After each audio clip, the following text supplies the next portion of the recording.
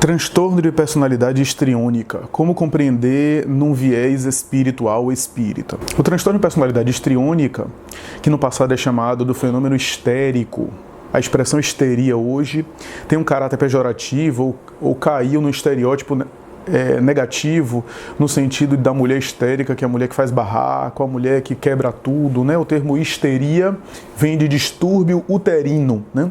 A ideia de que hister, útero, né? Daí histerectomia, retirada do útero, né? No passado acreditava-se, e houve inclusive diálogos em relação a isso e discussões de que a histeria, fenômeno psíquico associado a esses distúrbios, estaria associado ao útero, né? Platão tem tese, tem afirmações e alguns pensadores do passado de que o ventre que não engravidou, a mulher que não viveu uma vida sexual, tem crises histéricas. Essa mais ou menos é a origem do termo e que mais tarde Freud e a psicanálise vão utilizar para falar de alguns fenômenos muito complexos de histeria que aconteciam no século XIX por conta de repressões sexuais de um lado, por conta de recalques. Então a mulher histérica era uma mulher que também explodia, mas que não é só isso, né? Tinha fenômeno de conversão, ou seja, chamada doenças fantasmas, né?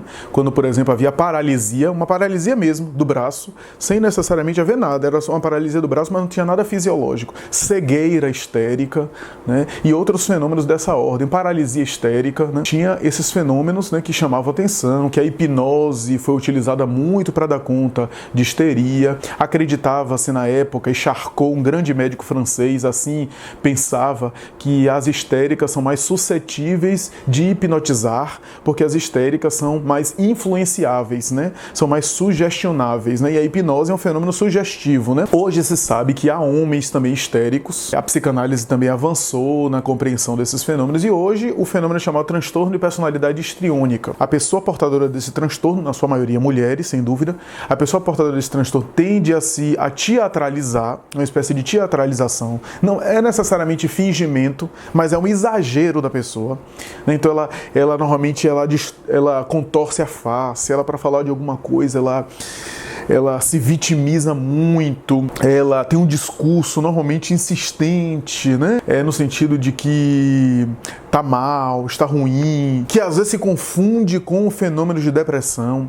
A histriônica, ou a pessoa portadora desse transtorno histriônico, normalmente é uma pessoa que tende a ser manipuladora. Como ela teatraliza muito, tende a ser considerada assim pela família, pelas pessoas, né? Dá show, é uma atriz, né? Eu já conheço isso, me permitam uma expressão popular, faz muita presepada, né? E que muitas vezes tem a ver com chamar a atenção. É uma tentativa de chamar a atenção dessa forma, de teatralizar mesmo. Inclusive algumas atrizes da mídia tem transtorno de personalidade histriônica. A pessoa portadora de transtorno de personalidade histriônica é sedutora, tende a ser sedutora. Agora, sedutora aqui no sentido social, verbal e às vezes sexual. Porque o sexo, como é um fenômeno de apelação no mundo adulto muito mais instantâneo, né, que gera às vezes reações muito mais imediatas, então a apelação para a sedução na erotização das relações. Então, nem todas as pessoas que têm esse transtorno têm todos esses sintomas,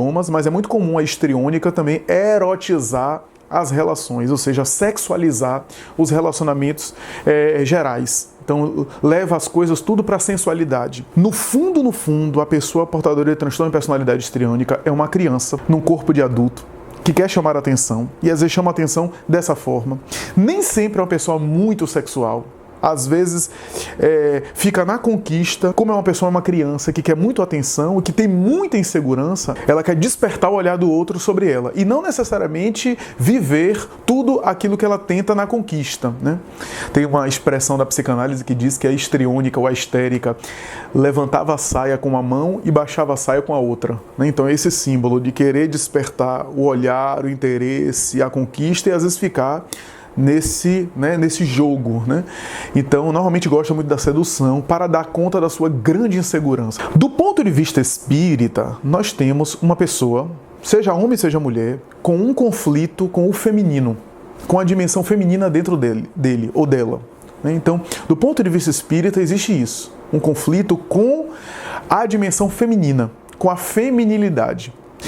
É um espírito, portanto, que pode pode ter compromissos e comprometimentos com a feminilidade nesta ou em outras encarnações. Então, o uso da sexualidade, o mau uso, aliás, o abuso ou mau uso da maternidade, às vezes práticas de aborto, que marcaram a área perispiritual do útero, no caso das mulheres, e ao reencarnarem trouxeram essas matrizes. Tem uma obra de Filomena de Miranda que narra um quadro de histeria, que na raiz havia abortos praticados em reencarnações passadas. E não podemos negar que em alguns quadros dessa ordem existem também sintomas de mediunidade.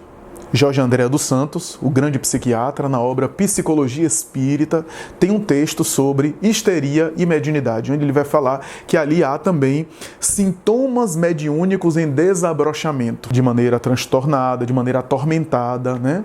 Num distúrbio quase sempre obsessivo, né? Em um fenômeno quase sempre sofrido. Não é uma mediunidade saudável, mas é o início de um desenvolvimento mediúnico caracterizado por perturbações e por obsessão.